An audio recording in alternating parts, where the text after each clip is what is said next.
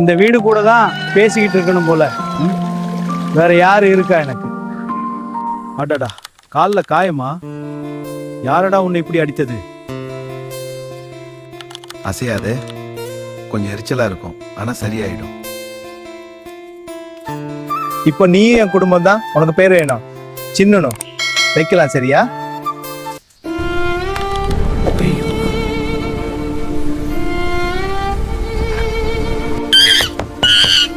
ஏன் இப்படி கத்துது?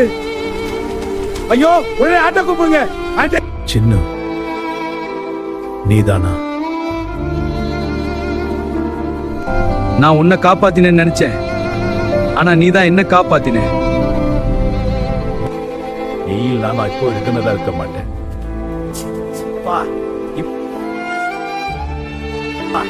இப்போ இது கூட கேக்குது.